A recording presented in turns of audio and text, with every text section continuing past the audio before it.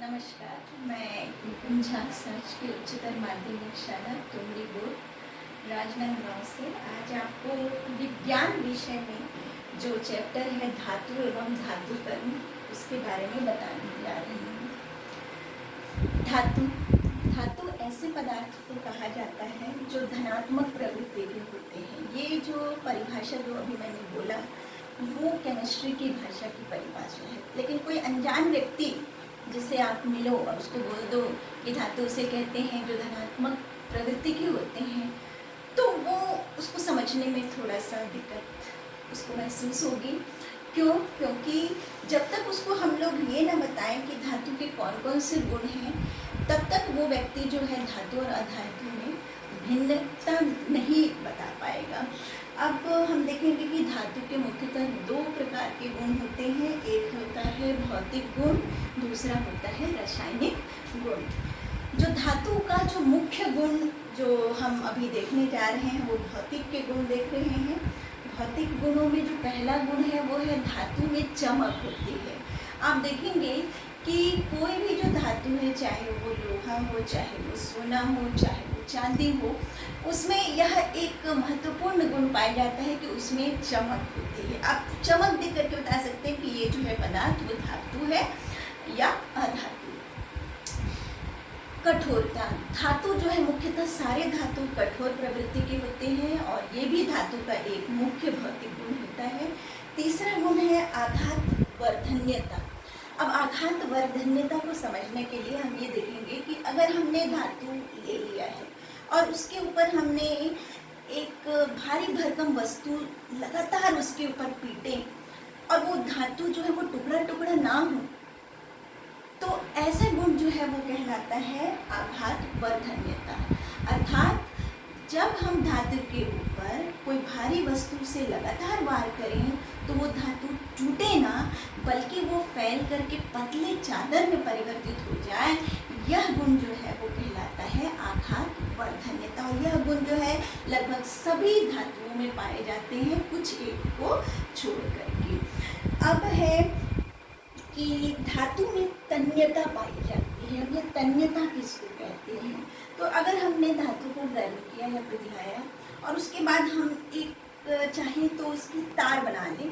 तार जो है इतना पतला तार जो है कि वो जो है धातु हम अगर बहुत ही पतला उसकी तार बना लें और वो तार टूटे ना, तो ये कहलाता है उस धातु की तन्यता। अर्थात धातु में महत्वपूर्ण गुण है कि धातु जो है वो बहुत पतले तार में परिवर्तित किया जा सकता है। ये गुण जो है सोने में भी है, ये गुण जो है एल्युमिनियम में भी है, चांदी में भी है, कॉपर में भी है। और इसीलिए आप देखेंगे जितने भी विद्युत सप्लाई के वायर्स हैं वो सारे के सारे वायर्स जो हैं वो धातु के बने होते हैं। अगला गुण है कि धातु जो होते हैं विद्युत और ऊष्मा के सुचालक होते हैं। अर्थात विद्युत सप्लाई के लिए हम जितने भी वायर्स यूज़ करते हैं वो सब जो हैं वो धातु के रहते हैं। और धातु चूँकि वो सुचालक है, अर्थात हमको कभी भी विद्युत के जो उपकरण है उसके इस्तेमाल करते समय हमको ये ध्यान रखना है कि हम धातु को छुए ना, क्योंकि वो धातु जो है वो सुचालक है और उसमें विद्युत धारा प्रवाहित हो सकती है, क्योंकि उनके पास एक्स्ट्रा इलेक्ट्रॉन होता है। फिर है धातु जो होती है कि अधिकतर जो होती है वो सॉलिड या फिर ठोस प्रकृति की होती हैं, सिवाय एक को छोड़ करके, वो है मरकरी या पारा, जो कि लिक्विड स्टेट में या द्रव्य अवस्था में पाया जाता है। अब हम देखेंगे धातु के रासायनिक गुण। धातु के बहुत सारे रासायनिक गुण हैं, उनमें से कुछ हम देखेंगे। पहला गुण है कि धातु में यह प्रवृत्ति पाई जाती है कि वो ऑक्सीजन के साथ क्रिया करके, दहन जिसको कहा जा रहा है, ऑक्सीजन के साथ क्रिया करके वे ऑक्साइड का निर्माण करते हैं। यहाँ पर मैंने सोडियम और ऑक्सीजन का अभिक्रिया लिखा है और वो बना रहा है सोडियम ऑक्साइड। वैसे जिंक जो है वो जिंक ऑक्साइड। अब जो ऑक्साइड बना वो उभयधर्मी प्रवृत्ति के होते हैं। उभयधर्मी प्रवृत्ति के होते हैं अर्थात उनमें अम्ल का भी गुण होगा और क्षार का भी गुण है। जैसे यहाँ पर उदाहरण के लिए हमने एल्युमिनियम ऑक्साइड लिया। एल्युमिनियम ऑक्साइड जो है वो जब अम्ल के साथ क्रिया कर रहे हैं और बना रहे हैं एल्युमिनियम क्लोराइड, तो अम्ल के साथ क्रिया कर रहे हैं मतलब यहाँ पर एल्युमिनियम ऑक्साइड जो है वो है क्षार। यहाँ पर आप देखिए फिर हमने एल्युमिनियम ऑक्साइड यूज़ किया, लेकिन यहाँ पर हमने एक क्षार लिया जो है सोडियम हाइड्रोक्साइड, अर्थात इस वाले अभिक्रिया में अम्ल है एल्युमिनियम ऑक्साइड और जो क्षार के साथ क्रिया करके बना रहे हैं सोडियम एल्यूमिनेट, अर्थात जो धातु का ऑक्साइड होता है वो उभयधर्मी या एम्फोट्रिक प्रवृत्ति का होता है। जो धातु होते हैं वो जल के साथ अभिक्रिया करके वो बनाते हैं हाइड्रोक्साइड। यहाँ पर हमने उदाहरण लिया है सोडियम और जल अभिक्रिया करके सोडियम हाइड्रोक्साइड का निर्माण कर रहे हैं। एल्युमिनियम और जल जो है वो एल्युमिनियम ऑक्साइड का निर्माण कर रहे हैं। इसके पश्चात अब हम देखेंगे कि धातु के सारे रासायनिक गुण एक समान नहीं होते। इसका मतलब ये है कि जैसे हमने बोल दिया भौतिक गुण, धातु में चमक है तो सारे धातु में चमक है। अब हमने कह दिया कि धातु जो है तन्य है तो सारे धातु तन्य है, लेकिन सारे के सारे रासायनिक गुण जो होंगे वो एक समान नहीं होंगे। कुछ जो धातु हैं वो अधिक सक्रिय होते हैं, क्रियाशील होते हैं, कुछ धातु जो है वो कम क्रियाशील होते हैं, और इनको बताने के लिए एक श्रेणी बनाया गया है जिसको कहा जाता है सक्रियता श्रेणी। अब इस श्रेणी में देखिए कि जो अधिक क्रियाशील तत्व हैं उनको ऊपर रखा गया है और जो कम क्रियाशील तत्व हैं उनको नीचे रखा गया है। अब ये क्रियाशीलता क्या है, तो इसको समझने के लिए अब हम अगर देखें, इतिहास को देखें, तो हम ये पाएंगे कि सोना जो है, सोना की खोज जो है सबसे पहले की गई, बाद में कॉपर या जिंक या एल्युमिनियम की खोज की गई। क्यों ऐसा हुआ? तो इसको सोचने पर हम लोगों को पता चलता है कि सोना जो है उसकी क्रियाशीलता कम है। क्रियाशीलता कम है का मतलब है कि वो अन्य किसी तत्व के साथ अभिक्रिया नहीं करेगी, अर्थात वो मुक्त अवस्था में प्रकृति में मौजूद रहेगी। जिंक, कैल्शियम, सोडियम ये सब जो हैं इनकी क्रियाशीलता अधिक है, अर्थात वो सल्फेट के साथ क्रिया कर लेती है, वो कार्बोनेट के साथ क्रिया कर लेती है और प्रकृति में मुक्त अवस्था में नहीं मिलती, और जिसके कारण उनको खोजने में ज़्यादा समय लगा। और उनकी जो खोज जो है सोने की खोज की बहुत दिनों के बाद किया गया, क्योंकि ये सारे के सारे जो हैं मुक्त अवस्था में नहीं पाए जाते थे, क्योंकि इनकी क्रियाशीलता अधिक थी। अब इस क्रियाशीलता को समझने के लिए एक हम लोग प्रयोग के माध्यम से इसको और अच्छे से समझ पाएंगे। इस प्रयोग में देखिए 6 टेस्ट ट्यूब लिया गया है, ABCDEF।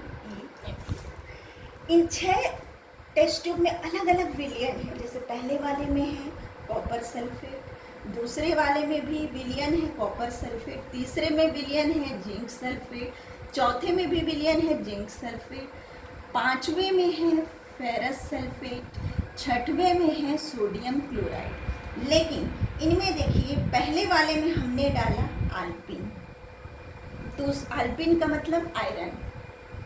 दूसरे वाले में हमने डाला दानेदार जिंक, तीसरे वाले में हमने डाला कॉपर का छीलन, चौथे वाले में हमने डाल दिया मैग्नीशियम का फीता अर्थात मैग्नीशियम, 5वें वाले में हमने डाल दिया दानेदार जिंक, 6वें वाले में हमने डाल दिया दानेदार जिंक। अब ये सब टेस्ट ट्यूब को हमने छोड़ दिया। थोड़ी देर के बाद हमने क्या देखा कि क्या हुआ। अब देखिए पहला वाले में क्या हुआ। कॉपर सल्फेट जो विलयन था जिसमें हमने डाला था आल्पिन, थोड़ी देर के बाद कॉपर सल्फेट का जो विलयन है उसमें से कॉपर को आयरन ने क्या कर दिया, विस्थापित कर दिया, अलग कर दिया और खुद सल्फेट के साथ जुड़ गया और बना लिया फेरस सल्फेट। ऐसा क्यों हुआ? इसके लिए आप देखिए सक्रियता श्रेणी। सक्रियता श्रेणी में आप देखेंगे कि आयरन जो है वो ऊपर है, कॉपर जो है वो नीचे है, अर्थात आयरन की क्रियाशीलता अधिक है, कॉपर की क्रियाशीलता कम है। जो कम क्रियाशील है वो अधिक क्रियाशील के द्वारा क्या हो जाता है, विस्थापित हो जाता है। इसलिए यहाँ पर क्या बन गया, आयरन सल्फेट, कॉपर को उसने अलग कर दिया। दूसरे वाले में देखिए, कॉपर सल्फेट में हमने डाल दिया जिंक, कॉपर में डाल दिया जिंक, कॉपर नीचे जिंक ऊपर, अर्थात जिंक जो है उसकी क्रियाशीलता अधिक, कॉपर की क्रियाशीलता कम। कम वाले को ज़्यादा वाले ने क्या कर दिया, विस्थापित कर दिया और बन गया जिंक सल्फेट, कॉपर अलग हो गया। तीसरे में देखिए, जिंक सल्फेट में हमने डाल दिया कॉपर, जिंक ऊपर कॉपर नीचे, जिंक अधिक क्रियाशील, कॉपर कम क्रियाशील। तो अब देखिए, जिंक सल्फेट को जब कॉपर के साथ अभिक्रिया किए तो नो रिएक्शन, कुछ नहीं बना, जिंक सल्फेट जैसे है वैसे ही रह गया। अर्थात ये इसलिए हुआ क्योंकि जिंक सल्फेट में जो जिंक है वो अधिक क्रियाशील है, कॉपर कम क्रियाशील है, इसलिए कॉपर जो है वो जिंक को अलग नहीं कर सका।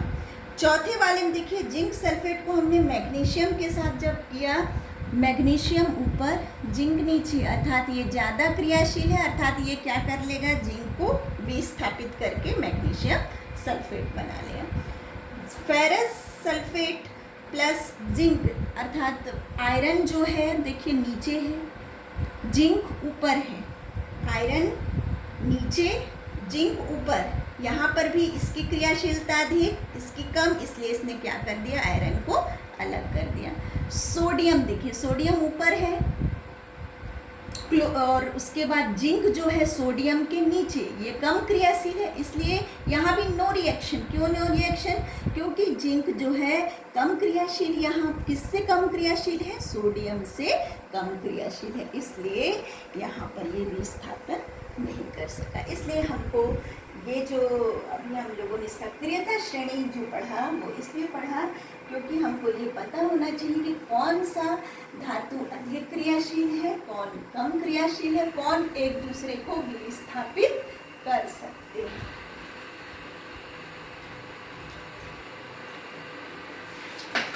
अब हम लोग जो हैं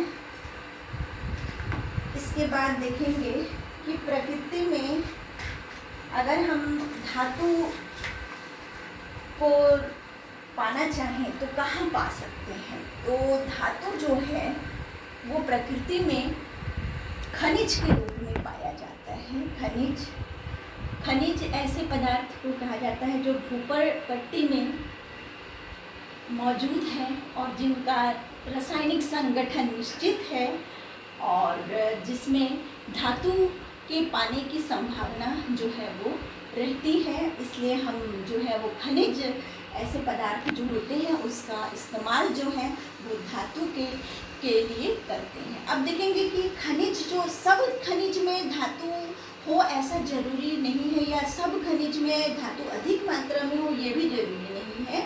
तो ऐसे खनिज जिसमें धातु के मिलने की संभावना अधिक होती है ऐसे खनिज जो है वो कहलाते हैं अयस्क। अर्थात अयस्क ऐसे खनिज होते हैं जिसमें धातु के मिलने की संभावना अधिक है। जबकि खनिज क्या है, ऊपर पट्टी में मौजूद ऐसे पदार्थ जो एक निश्चित रासायनिक संगठन में पाए जाते हैं और इनका जो भौतिक गुणों का अनुमान लगाया जा सकता है और जिसमें धातु के मिलने की संभावना होती है, ये कहलाता है खनिज।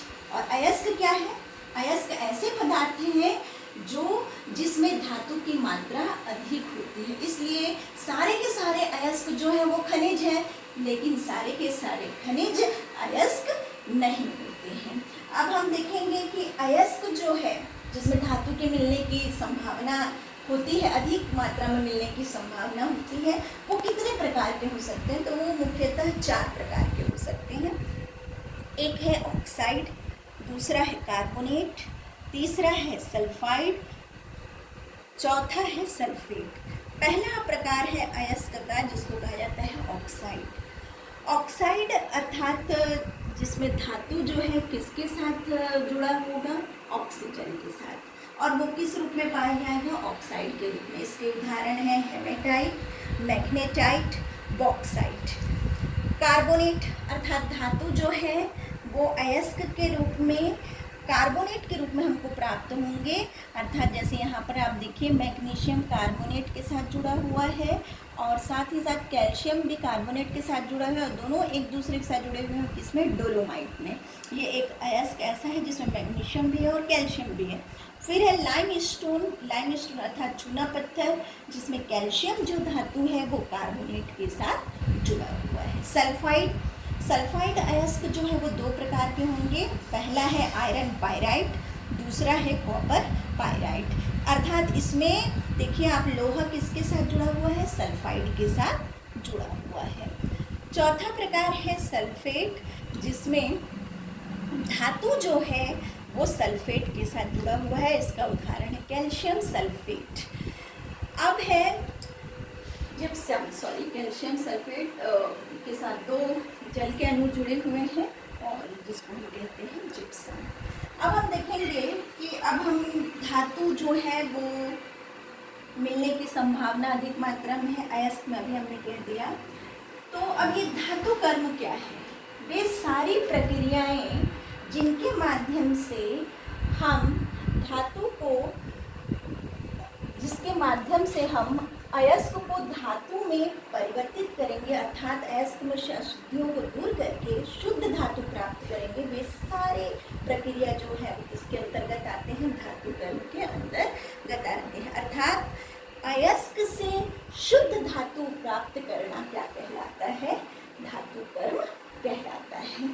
ये 3 चरणों में संपन्न होता है। पहला है अयस्क का सांद्रण, दूसरा है धातु का निष्कर्षण, तीसरा है धातु का शुद्धिकरण। अयस्क का सांद्रण जो है इसके बारे में हम लोग अभी डिटेल में पढ़ेंगे। अयस्क सांद्रण किसको कहा जाएगा? तो अब देखिए हमने अयस्क को प्राप्त कर लिया। तो अयस्क जो होता है उसमें कई प्रकार की छोटे छोटे अशुद्धियाँ होती हैं, जैसे मिट्टी के कण, धूल के कण, रेत के कण। इन कणों को, इन अशुद्धियों को अयस्क में से अलग करना कहलाता है अयस्क का सांद्रण। अयस्क का सांद्रण मुख्यतः 3 विधि के द्वारा किया जा सकता है। पहला विधि कहलाता है गुरुत्वाकर्षण पृथक्करण विधि या ग्रेविटी सेपरेशन विधि, गुरुत्व पृथक्करण विधि, चुंबकीय पृथक्करण विधि और तीसरा है झाग उत्फलन विधि। अब ये तीनों विधि के बारे में हम एक एक करके देखेंगे जिसको कहा जाता है। पहला विधि है जिसको कहा जाता है गुरुत्वाकर्षण पृथक्करण विधि। जैसे कि नाम से ही क्लियर है, इस विधि में हम ये देखेंगे कि घनत्व का बहुत ज़्यादा योगदान रहेगा। घनत्व का अर्थात जो कण भारी होंगे वो नीचे बैठ जाएंगे, जो कण हल्का होंगे वो ऊपर तैरेंगे। अब इस विधि में जो है मुख्यतः हम इस विधि के माध्यम से 2 प्रकार के अयस्क का सांद्रण करते हैं। पहला जो प्रकार होता है अयस्क का वो होता है ऑक्साइड और दूसरा होता है कार्बोनेट। इस विधि में अयस्क को पहले बारीक पीस लिया जाता है। पीसने के बाद उसको इस ट्रे के ऊपर उसके पाउडर को रख दिया जाता है। उसके बाद पानी की तेज धारा प्रवाहित की जाती है। उस तेज धारा को प्रवाहित करने के कारण हम देख रहे हैं उस पाउडर में से जो भारी अधिक घनत्व वाले कम हैं वो नीचे इस तरीके से ट्रे के नीचे बैठ गए और जो हल्के कण हैं वो पानी में ऊपर तैरने लगे और जिसको बाद में हम लोग जो है वो पानी की धारा के साथ उसको क्या करके बहा करके अलग कर ली। तो ये जो भारी कण हैं वो ट्रे में रह गए, हल्के कण जो हैं वो पानी की धारा के साथ अलग हो गए। तो इस प्रकार से हम इस विधि के द्वारा अयस्क का सांद्रण करते हैं। दूसरा विधि है जिसको कहा जाता है चुंबकीय पृथक्करण विधि। चुंबकीय पृथक्करण विधि के लिए भी हमको सबसे पहले अयस्क को बारीक पीस करके हमने इसमें डाल दिया है।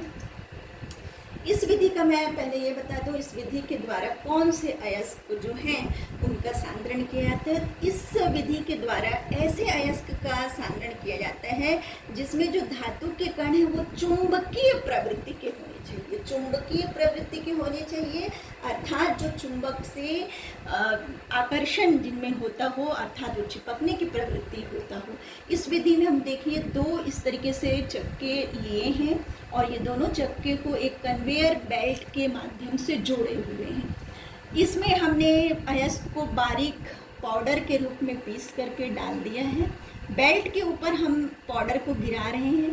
पाउडर को जैसे ही हमने गिराया और ये चक्का घूमने लगा, तो चक्का जैसे ही घूमा तो इस पॉइंट पे आकर के देखिए जो धातु के कण होंगे वो चिपक जाएंगे इस चक्के में, और जो रेत के कण, मिट्टी के कण होंगे वो यहीं पर चक्का जैसे ही यहाँ घूम करके ऐसा हुआ तो यहाँ पर आप देखिए ये सारे के सारे अशुद्धियाँ अलग इस तरीके से गिर गई, और जो धातु के कण हैं वो चिपके चिपके इस चक्के में यहाँ तक आए जब तक वो बेल्ट जो है वो फिर से ना उसको टच कर सके। और इस तरीके से जो धातु के कण अलग मिल गए और अशुद्धियाँ अलग हुई। इस विधि के माध्यम से मुख्यतः 3 धातु के अयस्क का सांद्रण किया जाता है। तीसरा जो प्रकार है जिसको कहा जाता है झाग उत्फलन विधि।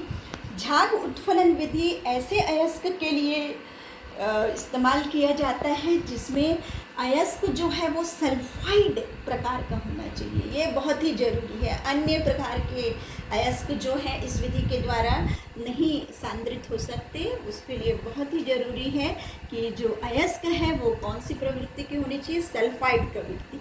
इस विधि में हम क्या करते हैं, एक बड़ा सा कंटेनर लिए, उस कंटेनर में हम पिसा हुआ अयस्क डाल दिए, साथ ही साथ हम इसमें डालते हैं पाइन का तेल और इसमें भर देते हैं पानी। अब आप देखिए बीच में यहाँ पर इस तरीके से एक पाइप जैसे दिख रहा है, इस पाइप के माध्यम से हम वायु प्रवाहित करते हैं। वायु जो है प्रवाहित कर, जैसे ही वायु इसमें आया तो आप देखिए इसमें क्या क्या चीज़ है, इसमें है पिसा हुआ अयस्क, पाइन का तेल, जल, वायु, चारों आपस में क्रिया करके झाग का निर्माण करते हैं। बहुत सारे झाग ऊपर में आपको दिख रहे होंगे तैरते हुए, और ये जो झाग है उस झाग में जो धातु के जो कण हैं, आपको ये रेड स्पॉट टाइप के दिख रहे होंगे यहाँ बीच बीच में, ये जो स्पॉट है वो धातु के कण हैं। तो धातु के कण ऊपर आ गए, किसके साथ आ गए, झाग के साथ ऊपर आ गए, और अशुद्धियाँ आप देखिए नीचे में जमा हो गई। इस तरीके से झाग को हम क्या करते हैं, एकत्रित करते जाते हैं, क्योंकि उसमें कौन से कण हैं, धातु के कण हैं। और यह तब तक हमको इसमें वायु प्रवाहित करना है जब तक झाग आना बंद ना हो जाए। इस तरीके से हम इस अयस्क में से, सल्फाइड अयस्क में से सारे के सारे धातु को झाग के रूप में हम लोगों ने अलग कर दिया। Thank you.